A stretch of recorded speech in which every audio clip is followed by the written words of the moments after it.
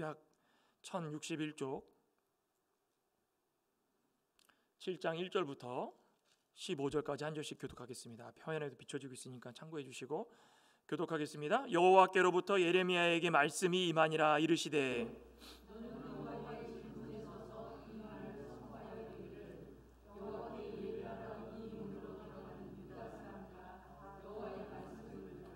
만군의 여호와 이스라엘의 하나님께 이와 같이 말씀하시되 너희 길과 행위를 바르게 하라. 그리하면 내가 너희로 이곳에 살게 하리라. 너희는 이것이 여호와의 성전이라 여호와의 성전이라 여호와의 성전이라 하는 거짓말을 믿지 말라. 너희가 만일 길과 행위를 참으로 바르게 하여 이웃들 사이에 정의를 행하며 이방인과 고아와 과부를 압제하지 아니하며 무죄한 자의 피를 이곳에서 흘리지 아니하며 다른 신들 뒤를 따라 화를 자초하지 아니하면 내가 너희를 이곳에 살게 하리니 곧 너희 조상에게 영원 무궁토록 준 땅이니라.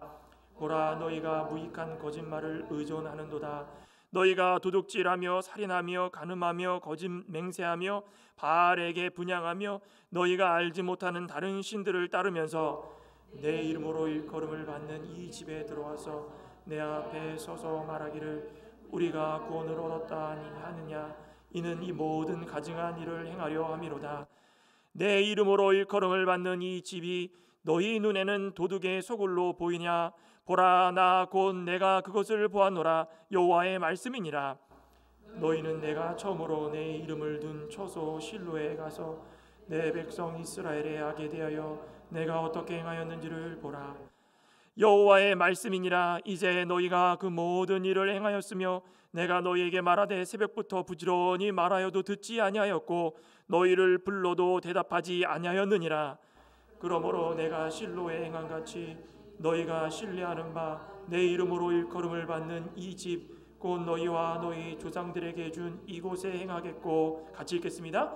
내가 너희 모든 형제 곧 에브라임 온 자손을 쫓아낸 것 같이 내 앞에서 너희를 쫓아내리라 하셨다 할지니라.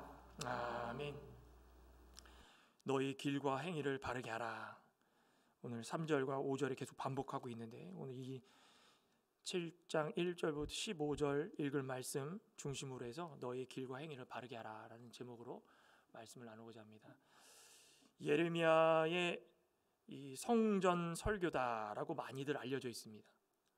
성전 앞에서 어그러지고 삐뚤어진 유다 백성들의 모습을, 또 위선적인 신앙을 가진 유다 백성들의 모습을 책망하고 또 설득하고 또 회개를 시키기 위해서 권면하는 그런 이 예레미야 눈물의 선지자의 설교입니다. 이 설교가 선포되어는 시기를 좀 아신다면은 이 설교가 왜 이렇게 중요한지 좀 알 수가 있습니다. 역사적 배경을 성경을 많이 읽으신 분들은 좀 아실 겁니다. 큰 틀에서 보면 지금 아수르가 720년에서 722년 사이, 정확한 거는 모르겠습니다. 721년이라고 하는 사람도 있고 22년이라고 하는 사람도 있는데 20년에서 22년 사이에 북이스라엘을 침략하게 됩니다. 그 침략한 이후에 한 100여 년 동안 그 세력이 굉장히 뻗쳐나가 가지고 사람들이 볼 때는 이 점차 약하게 되지 않을 거다라고 생각할 정도로 이 막강해졌습니다. 근데 신흥 강국 누가 나타납니까? 갈대아, 바벨론이 나타납니다. 하나님께서 이 북이스라엘은 아수르를 몽둥이로 쓰시고 또 남유다는 바벨론을 몽둥이로 쓰신 것입니다. 그 당시의 이 패권 경쟁은 애국과 아수르와 바벨론이었습니다. 사실 바벨론도 나중엔 페르시아한테 망하지만 이 애굽이 강성하다가 아수르한테 밀리고 또 아수르가 커질 것 같지만 바벨론한테 밀리고, 그러니 세상에는 강한 자가 없다라는 것입니다. 끝날 것 같지만 하나님께서 계속 될 것 같이 보여지지만 하나님께서 끝내주시고 세상적으로는 강한 것 같지만 강함도 없어진다는 것입니다. 그러니까 패권 경쟁에 끼어든 이 바벨론이 아수르를 멸망시키고 아수르가 역사 속으로 사라집니다. 그러면서 이제 바벨론이 예루살렘을 호시탐탐 이렇게 노리게 됩니다. 와, 저 바벨론은 유다를 어떻게 하면 넘어뜨릴 수 있을까?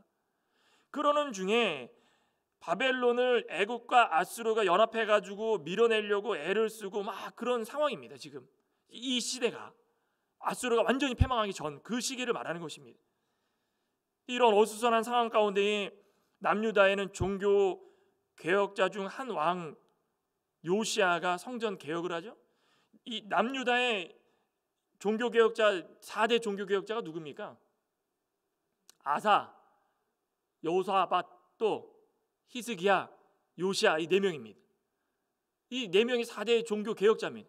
근데 마지막에 요시야가 종교 개혁을 얼마나 잘했는지 성전 정화 운동과 성결 운동을 하는데 있는 우상들 다 뿌리 뽑고 없애고 하나님 말씀만 준행하자고 그렇게 외쳐댔는데도 불구하고 애굽 왕 느고가 유다를 쳐들어오려는 게 아니었습니다. 애굽 왕 느고가 바벨론에 저항하기 위해서 아수르도 있었지만 바벨론에 저항하기 위해 가지고 이 북진을 하고 있었습니다. 그런데 요시야가 아니 갑자기 애굽 왕 느고가 우리를 쳐들어온다 생각해 가지고 사실은 유다를 쳐들어온 게 아닌데 지레 겁먹어 가지고 나가 가지고 전쟁을 하다가 죽고 맙니다. 요시야가. 얼마나 아까운 목숨입니까? 그럼 가만히 있었으면 되는데 그 오히려 자기가 그냥 나서 가지고 뭔가를 하려다가 그렇게 죽고 맙니다. 그러고 나가지고 이 복잡한 왕권 쟁탈전이 벌어지기 시작합니다. 이 아픈 모든 것들을 다 씻어내려면은 오직 요시야가 개혁했던 그 개혁 운동에 동참해가지고 모든 왕들이 그것에 따라가지고 나갔다면은 이렇게 복잡한 일이 없었습니다. 우리 역대상 잠깐 한번 볼까요? 역대상 보면 족보가 나오는데 이게 배경을 좀 알아야 됩니다. 역대상 3장 15절입니다. 요시야가 죽고 나자 어떤 왕들이 세워지는가? 요시야의 아들들이 세워지는데 15절에 보면은 요시야의 아들들은 맏아들 요하난은 왕이 되지 못합니다. 그 다음에 둘째 여호야김은 유다의 18대 왕입니다. 다른 이름이 무엇입니까? 엘리야김, 그죠? 그 다음에 셋째 시드기야는 20대 왕입니다. 순서가 형이라고 그래가지고 순서대로 된 게 아닙니다. 시드기야가 20대 왕이고 이름이 마따니야.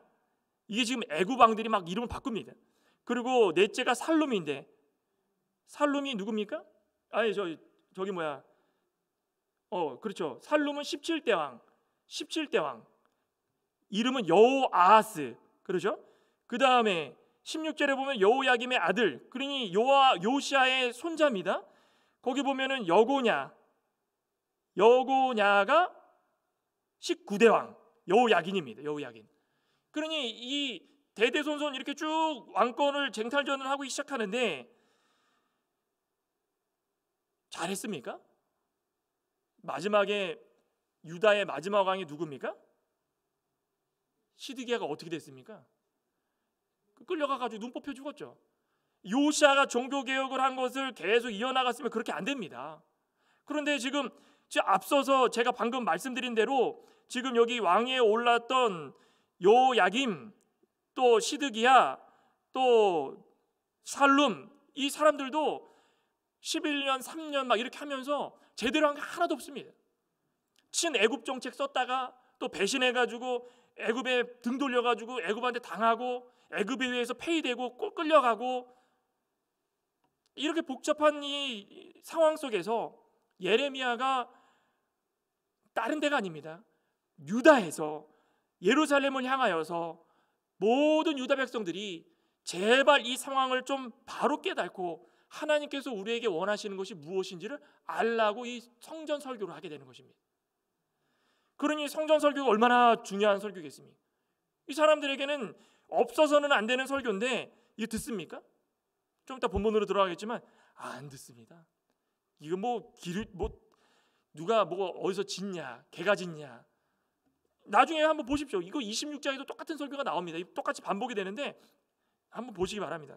근데 이런 대략적 역사적 상황에 나타나가지고 국내적으로 평안한 게 있으면 좀 좋겠는데 평안과는 거리가 전혀 멉니다. 누가 어떻게 살아가는지 뻔히 다 보입니다. 다 우상 섬기고 아까 본문 중에도 읽지 않았습니까? 알지 못하는 우상까지 섬깁니다. 섬기다 못해가지고 알지 못하는 우상까지 섬기면서 요시야 왕이 하나님을 의지하고 종교개혁했던 거 다 물거품으로 만들어 놓고 그렇게 살아가고 있는 이 유다 백성들에게 곧 있으면 바벨론이 너희를 다 잡아갈 것이다. 이것은 하나님께서 너희들을 정말 깨우쳐 주기 위해서 쓰시는 하나님 몽둥이다, 몽둥이다 외쳐대도 그들은 그것을 알지 못하기 때문에 참 안타까웠다라는 것입니다. 그러니 예레미야 선지자가 뭐라고 얘기했습니까? 너의 길과 행위를 바르게 하라. 너의 길과 행위를 바르게 하라. 2번씩이나 반복합니다. 너의 길과 행위를 바르게 하라. 너의 길과 행위를 바르게 하라. 이렇게 길과 행위를 바르게 하려면은 우리가 좀 뭔가 깨달아야 되지 않겠습니까? 깨우침이 있어야 되지 않겠습니까? 그 이유와 목적이 뭔지 알아야 되지 않겠습니까? 이 복잡한 현실 가운데 끝까지 믿음을 잘 지키는 것이 그 길과 행위를 바르게 하는 것인데, 그렇게 되면은 무엇이 유익이 될까? 이 설교를 들었을 때 그것을 순종하면 무엇이 유익이 될까? 첫째는 무엇입니까? 영원한 안정과 평화가 있게 되어 있다. 그겁니다. 영원한 안정과 평화. 하나님께서 분부하신 명령을 잘 지키고 길과 행위를 바르게 하면 영원한 안정과 평화를 얻게 될 것이다. 오늘 1절, 2절, 3절 다시 한번 읽어보겠습니다. 1절부터 보시면 여호와께로부터 예레미야에게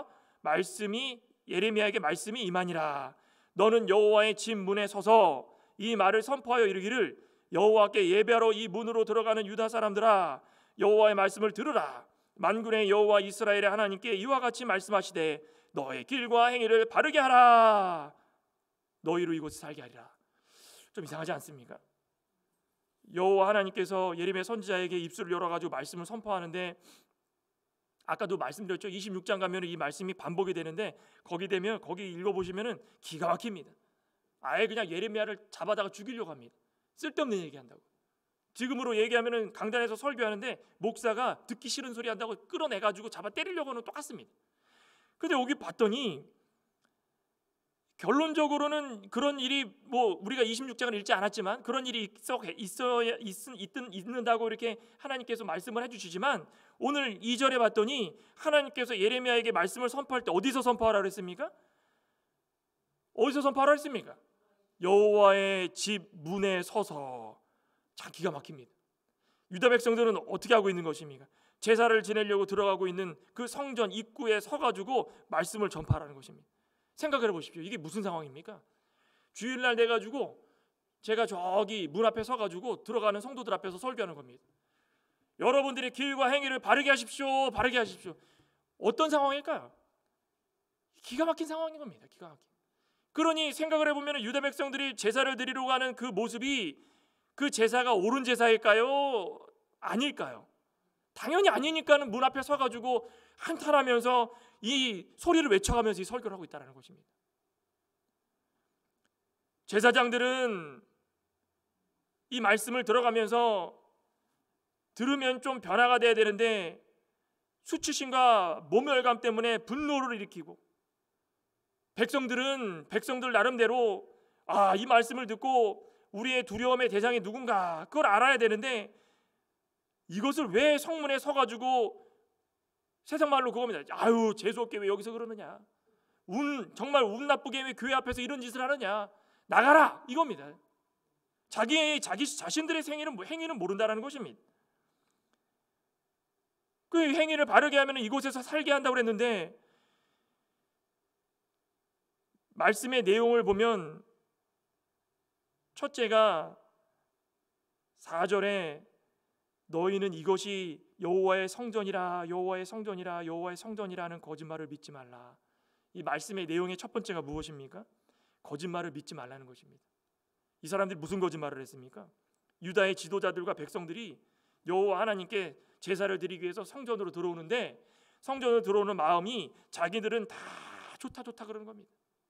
여호와의 전이 자신들은 열심히 한다고 자랑하고, 근데 뻔뻔하게도 하나님 외에 다른 것을 섬기면서 자신에게만 복을 주는 줄 알고 여호와의 성전이 자신들에게 어떠한 이 한마디로 보증수표와 같다라는 것입니다. 보증수표가 뭡니까? 딱 인정하는 거 아니겠습니까? 은행도 이 사람의 모든 그 사업에 있어서 재산이나 모든 걸 다 인정하고, 또 이 은행도 다 이 사람들의 신용을 다 알아가지고 써놓기만 하면은 보증을 다 설 수 있다는 것입니다. 이 성전이 보증수표와 같이 이 사람들은 그냥 맹신하고 있다는, 맹신. 다 될 거야. 겉과 속이 다 다릅니다.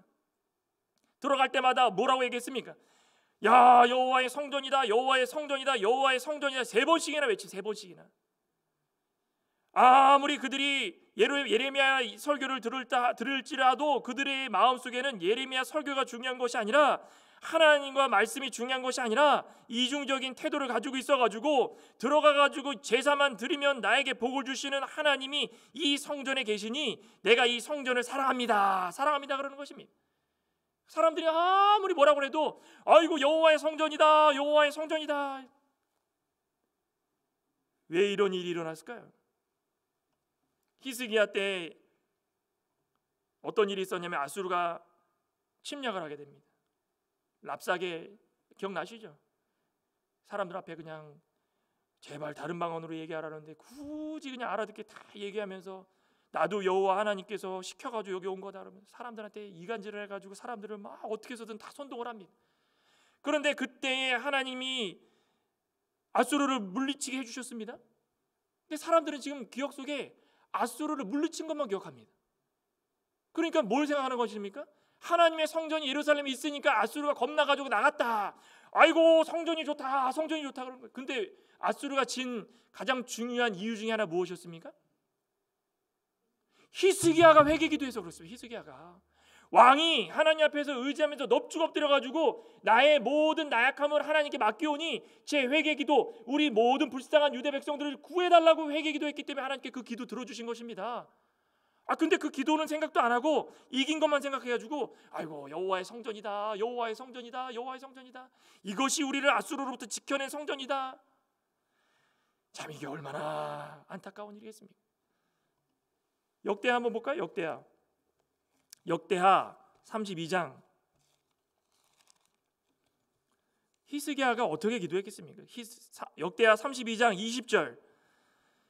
역대하 32장 20절입니다. 지금 앞에 32장 전반부부터는 계속 이 아수르에서 사내립 랍사게가 와가지고 막 그런 행위들, 그런 거 저런 행위들을 하고 나서 32장 20절에 이런 말씀을 합니다. 이러므로 히스기야 왕이 아모스의 아들 선지자 이사야와 더불어 하늘을 향하여 부르짖어 기도하였더니 여호와께서 한 천사를 보내어 아수르 왕의 진영에서 모든 큰 용사와 대장과 지휘관을 멸하신지라. 히스기야가 하나님께 부르짖어 기도해가지고 하나님 그 기도 들어주셔서 하나님이 아수르를 물리쳐 주신 것이지, 유다 백성들이 성전 있다고 성전하면서 성전 좋아한다고 하나님 물리쳐 주셨습니까? 아니라는 것입니다. 유다 백성들 하나만 알고 둘은 모릅니다. 또 두 번째 설교는 내용이 무엇입니까? 말씀을 순종하지 않았기 때문이다, 그겁니다. 말씀을 순종하지 않았기 때문이다. 6절 한번 보십시오. 6절 오늘 본문에 이방인과 고아와 과부를 압제하지 아니하며 무죄한 자의 피를 이곳에 흘리지 아니하며 다른 신을 뒤를 따라 화를 자초하지 아니하면, 지금 어떻게 했다는 것입니까? 이방인과 고아와 과부를 압제했고 무죄한 자의 피를 흘렸고 다른 신을 따랐고, 10계명들을 다 어긴 겁니다. 하나님께서 요긴하게 주신 계명들을 하나하나 다 어기고 특별히 힘없고 나약한 자들을 자신들의 힘으로 다 제압하고 뺏었다라는 것입니다. 이게 얼마나 그러면서도 성전 들어가가지고 여호와의 성전이다, 여호와의 성전이다 이걸 3번씩이나 외쳐대니 예레미야가 문 앞에 서가지고 설교할 때 힘있게 설교하겠습니까? 안 하겠습니까? 이건 뭐 봐야 비디오다 그러지 않겠습니까? 그죠? 뻔하죠. 그냥 목에 핏대를 세워가면서 너희들 정신 차리지 않으면 이제 곧 죽을 것이다, 죽을 것이다. 어수선하고 안정과 평화가 있는 것처럼 보이지만 하루하루가 그냥 살얼음 판을 걷고 있는 그 유다 백성들의 모습이었다는 것입니다. 하나님을 떠나가지고 형식적인 것에 집중하고, 그렇죠? 요즘도 교회마다 얼마나 그렇습니까? 중요한 것이 있는데 그 중요한 것을 놔두고 자꾸 다른 것에 집중하다 보면 교회가 교회다워지지 못하고 성도가 성도다워지지 못하고 믿음이 있는 것처럼 보이지만 그 믿음이 진짜인지 가짜인지 우리가 의심할 수밖에 없는 그런 상황까지도 올 수밖에 없다는 것입니다. 근데 우리는 어떻게 됩니까? 여호와의 성전이다, 여호와의 성전이다가 아니라 저의 길과 행위가 바르게 되게 해주시옵소서, 이게 우리의 기도의 제목이 되어야 된다는 것입니다. 그렇게 되면 우리 어디서 살게 해주신다 했습니까? 3절 후반부에 보면 이곳에 살게 하리라. 또 7절에도 그러죠. 7절에 보면은 이곳에 살게 하리라. 이곳이 어디입니까? 너희 조상들에게 영원하도록 준 땅, 가나안 땅. 가나안 땅인데 지형적으로 육신적인 눈으로 볼 땐 가나안 땅이지만 우리가 하나님의 모든 말씀을 따라가지고 행위를 바르게 하고 살아가면 우리도 땅이 있습니다. 어느 땅입니까? 영원한 땅. 하나님께서 예비해 두신 영원한 천국, 그것을 우리에게 선물로 주시고 그곳에서 영원토록 살 수 있게 해주신다는 것입니다. 그러니 그때가 되면 영원한 안정과 평화를 누릴 수 있게 된다는 것입니다. 우리가 그 하나님께서 말씀해 주신 이 말씀의 길과 행위를 따라야 되겠습니까? 따르지 말아야 되겠습니까? 이거 뭐 말해 뭐 하겠습니까? 그런데 유다 백성들은 무섭습니다. 나중에 보십시오. 그 예레미야 선지자를 그 강성 유다 민족들이 잡아가지고 그냥 애굽으로 끌고 가는 거 보십시오. 나중에 애굽으로 끌고 갑니다. 아이고, 눈물의 선지자가 눈물을 흘리면서 그렇게 설교를 부르짖고 그렇게 기도하면서 제발 돌아와라 돌아와라는데도 눈 하나 깜짝 안 하고 그냥 끌고 가버립니다. 예레미야 뿐만 아니겠습니까? 이사야도 그렇고 호세아도 그렇고 많은 선지자들이 이런 마음가짐으로 말씀을 선포하는데 끄떡을 안 합니다.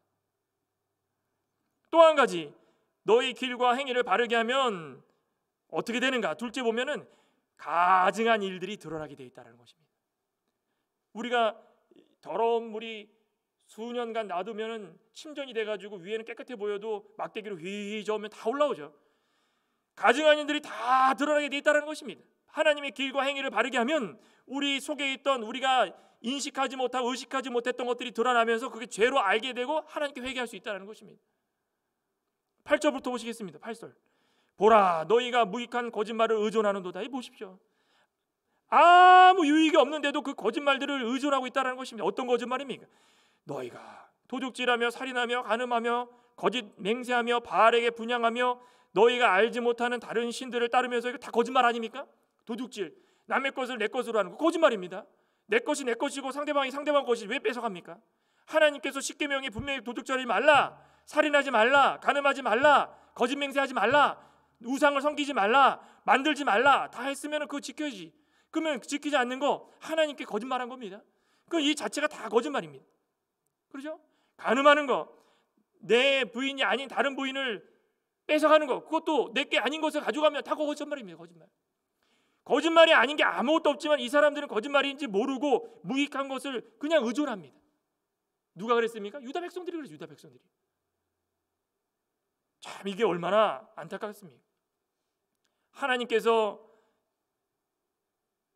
우리 고린도 후서에 보면은 사도 바울이 성변의 산 가운데에 우리에게 말씀해 주신 거는 우리 한번 볼까요? 고린도 후서 6장 한번 볼까요? 우리가 어떻게 살아가야 되는가? 고린도 후서 6장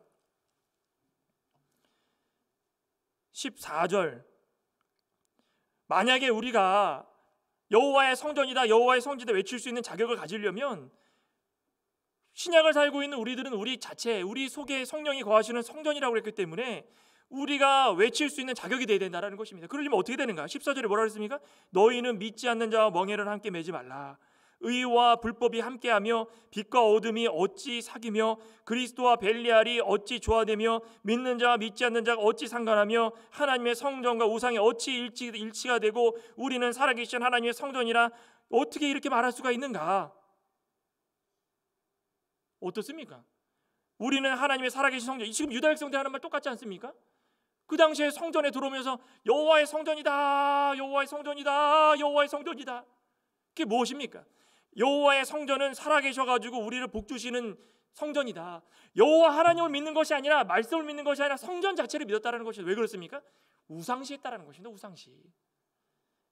얼마나 가증한 일입니까? 오늘날 사는 우리 그리스도인들도 바른 길과 행위를 걸어간다면은 그 전에 몰랐던 가증한 일들이 다 드러나게 돼가지고 회개하고 바르게 믿음 생활할 수 있는 그 길이 열리게 된다는 것입니다. 가증한 일, 도둑질, 뭐 남의 물건 훔치는 것도 도둑질이지만 뭐 또 도둑질이라고 그랬습니까? 말라기 보면 11조 안 하는 거 도둑질. 하나님의 것인데 하나님의 것을 빼앗아가는 거기 때문에 도둑질이다. 10개를 주셨으면 9개를 우리에게 주셨으니 그것에 감사하면서 10분의 1을 줘야 되는데 그것을 빼앗아가는 것도 도둑질이다. 또 마음으로 음욕을 품는 거, 간음, 이것도 죄다. 아는 척하는 거 다 죄입니다. 다 죄. 세례를 받을 때나 직분자 임명할 때나, 이번에도 이제 새해에 맞아서 직분자 임명할 텐데, 우리가 목사도 그렇고 장로님, 안수 집사님, 모든 서리 집사님 다들 그러지 않습니까? 하나님 앞에 서약합니다. 우리가 웨스트민스터 대우리 문답, 그것을 우리가 또 믿는 것도 중요하지만 성경을 통해 가지고 진정 하나님께서 살아계시고 우리를 위해서 언제나 함께 해주시고 하나님 역사해 주시고 우리를 구원해 주신 분이 예수님이시고 모든 것을 우리가 믿는다 맹세하고 우리가 1년을 시작을 합니다. 그런데 다 맹세하고 나니 그다음 뭐가 있습니까? 다 잊어버리고 언제 맹세했냐는 듯이 말씀에서 떠나고 길과 행위가 바르지 못하고, 그럼 다 무엇입니까? 맹세를 어긴 거짓말 죄입니다. 그러니까 예레미야가 지금 그걸 얘기하고 있는 것입니다.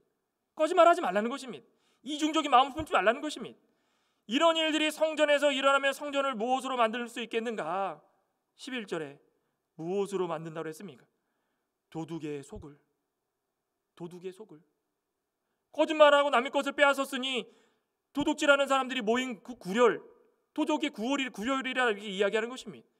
신약에도 그러지 않아요? 예수님께서 성전에 오르는데 소 파는 자, 양 파는 자, 돈 바꾸는 자들 다 엎으시면서 강도의 구려로 만들지 말아라. 도적의 구려로 만들지 말아라. 두 마음은 품지 말라는 것입니다. 성전을 장사 속으로 만들지 말고 성전을 더럽히지 말아라. 성전은 하나님을 찾고 예배드리는 자들이 모이는 곳이지 자기들이 실속을 찾고 욕심을 찾고 복을 누리는 자들이 오는 것이 아니다라는 것입니다. 구원의 제일 첫 번째 이유와 목적이 바로 그거 아니겠습니까?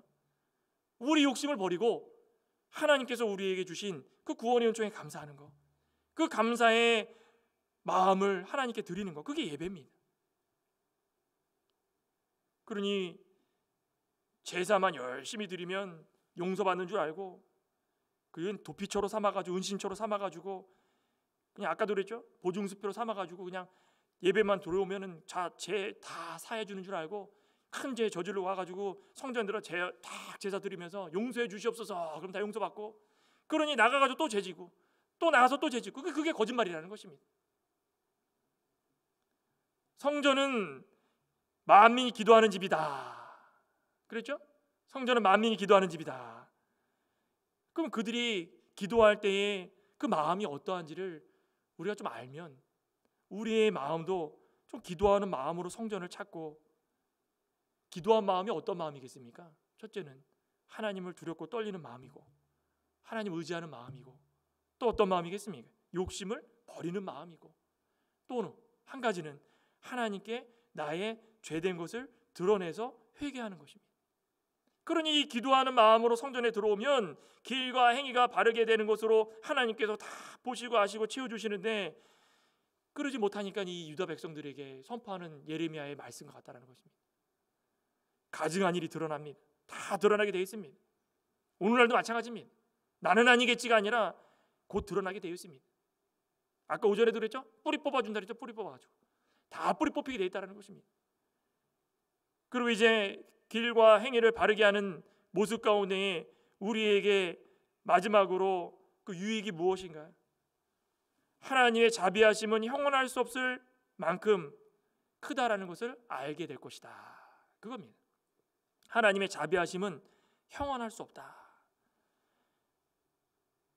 여기 등장하는 실로가 있죠? 우리 12절부터 보면 너희는 내가 처음으로 내 이름을 둔 처소 실로에 가서 내 백성 이스라엘의 악에 대하여 내가 어떻게 행하였는지를 보라. 여호와의 말씀이니라. 이제 너희가 이 모든 일을 행하였으며 내가 너희에게 말하되 새벽부터 부지런히 말하여도 듣지 아니하였고 너희를 불러도 대답하지 아니하였느니라. 그러므로 내가 실로에 행한 같이 너희가 신뢰하는 바 내 이름으로 일컬음을 받는 이 집 곧 너희와 너희 조상들에게 준 이곳에 행하겠고. 실로가 나오죠. 실로는 어떤 곳이었습니까? 이스라엘 백성들이 요단을 건너가지고 가나안에 처음 입성했을 때 장막을 세웠던 첫 도시입니다. 실로. 그 실로가 역사적 배경 가운데에 좀 안 좋은 추억이 있죠. 무엇이 있었습니까? 그곳에 엘리 제사장이 제사장으로서 섬기면서 있었는데 엘리 제사장의 두 아들 누구였습니까? 홈니와 비너스. 이 참 어리석은 두 아들, 미련한 두 아들이 언약궤가 어떠한 능력이 있는 줄 알고 블레셋과의 전투에서 언약궤를 마음대로 들고 나가가지고 언약궤가 여기 있습니다 그랬다가 블레셋에게 언약궤를 뺏겨버렸습니다.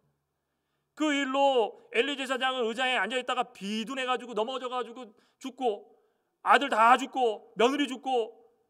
이 실로가 그러한 상징성이 있다는 것입니다.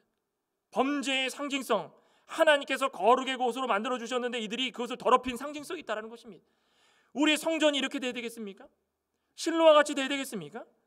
우리는 이렇게 돼야 되지 말아야 된다는 것입니다. 우리 시편 78편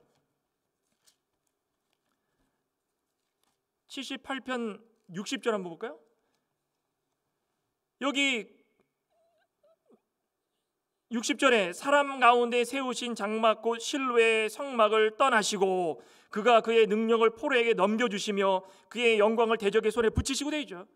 그 실로에 하나님께서 성막을 세우고 그곳에서 하나님의 언약궤를 놔두고 하나님께서 거룩한 땅이라 칭한 그곳에서 모두가 다 하나님을 섬기며 살라고 하셨는데, 그 상징성 있는 실로를 사람이 다 어지럽히고 더럽혀가지고 하나님 언약궤를 빼앗겨버리고 우상시한 그 결과가 하나님께서 성막을 떠나셨다는 것입니다. 나중에 다윗이 다 찾아오긴 하지만 그렇다는 것입니다. 그러면서 13절에 정확하게 유다 백성들의 죄가 무엇인지 다시 한번 정리하죠. 13절 한번 다시 한번 보겠습니다. 여호와의 말씀이니라. 이제 너희가 모든 일을 행하였으며 내가 너희에게 말하되 새벽부터 부지런히 말하여도 듣지 아니하였고 너희가 너희를 불러도 대답지 아니하였느니라. 죄가 무엇입니까? 가장 큰 죄입니다. 가장 큰 죄. 그 무엇보다도 가장 큰 죄입니다. 가장 큰 죄. 지금 예레미야가 얼마나 열심히 설교하고 있습니까? 부지런히 새벽부터, 시간적으로도 남들에게 쉬는 시간이지만 나와가지고 성전문에서 새벽부터 모든 설교들을 하나님께서 하라는 대로 선포하고 부지런히 하고 있습니다. 지금 새벽부터 부지런히 하고 있는데 유다 백성들의 죄가 무엇입니까? 듣지 않습니다. 그 어떤 죄보다 가장 큰 죄가 이겁니다. 듣지 않는 거. 마음이 그냥 굳어져 가지고 그냥 마음에 세상적인 것이 꽉 차서 하나님 말씀을 들어갈 자리가 전혀 없어가지고 새벽부터 부지런히 말씀을 선포하는데도 불구하고 들을 생각을 안 한다는 것입니다. 그러니 이게 얼마나 안타깝습니까? 그러니 하나님께서 북쪽 이스라엘을 심판하신 것처럼 이제 남쪽 유다도 심판할 것이다. 여기 15절에 그러죠. 내가 너희 모든 형제 곧 에브라임 온 족속을 쫓아낸 것. 에브라임이 무엇입니까? 북이스라엘을 상징하는 것입니다. 에브라임, 북이스라엘을 상징하는 이름 에브라임처럼 너희들이 이제 다 쫓겨나게 될 것인데 그때 돼서 후회하지 말라는 것입니다. 721년에 망한 아수르를 똑똑히 봤음에도 불구하고 회개치 않는 이 유다. 우리 종합해 보면은 이 하나님의 엄중한 심판인 동시에 기회를 주시는 것인데도 불구하고 시간마다 때마다 부지런히 외치는 예레미야 선지자의 외침을 무시하고 듣지 않고, 그게 하나님의 자비이고 그게 하나님의 긍휼인데 그걸 알지 못한다는 것입니다. 만약에 하나님의 자비하심과 긍휼하심이 없었으면 이들에게 이런 말씀을 전했겠습니까? 내버려 뒀습니다. 그냥 로마서 1장에 나오죠. 하나님 말씀 지키지 않고 우상 섬기는 자들 계속 선포하다가 나중에 어떻게 하십니까? 유기하십니다. 유기, 내버려 두십니다. 내버려 두는 게 가장 큰 징계입니다. 가장 큰 징계예요. 그런데 만약에라도 유다 백성들을 미워했다면 그냥 내버려 두셨습니다. 그런데 하나님께서 이렇게 예레미야를 통해 가지고 선포하고 또 선포하고 새벽부터 계속 부지런히 선포한 것은 하나님이 자비하시고 긍휼이 풍성하셔서 기다려 주시기 때문입니다. 근데 그거를 알지 못하고, 그러니 기회를 얻었을 때 놓치지 말고 힘써 그 길과 행위를 바르게 한다면 당대와 자손대대에 이르기까지 하나님께서 함께하여 주시고 더 큰 자비와 긍휼을 우리에게 한없이 부어주실 줄 믿습니다. 오늘 이 예레미야의 성전 설교를 다시 한번 기억하시면서 나중에 집에 가셔가지고 26장 한번 읽어보십시오. 이들이 어떻게 했는가 꼭 기억하시고 우리의 길과 행위를 바르게 할 때 안정과 평화가 있고 가증한 일이 다 드러나고 하나님이 얼마나 자비로우신지 알게 될 것을 다시 한번 기억하시는 저와 여러분 되시기를 간절히 소망합니다. 기도하시겠습니다. 하나님 감사합니다. 하나님이 얼마나 자비로우십니까?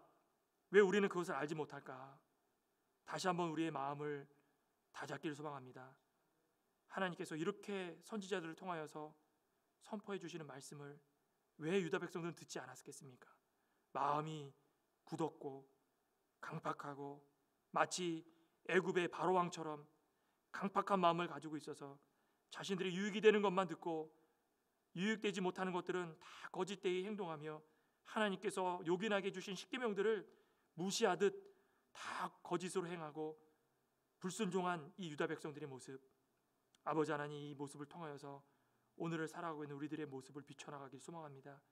우리가 성전을 성전답게 하나님 말씀을 듣고 믿고 행하고 더욱더 하나님께 기쁨을 드리기에 오는 장소로 여기고 특별히 우리가 성령이 거하시는 성전이라고 하였사오니 아버지 하나님께서 우리 가운데 임하실 때마다 빛과 어둠이 구별된 진정으로 하나님을 사랑하는 말씀 순종하는 삶을 살아갈 수 있도록 아버지 하나님 역사하여 주시옵소서.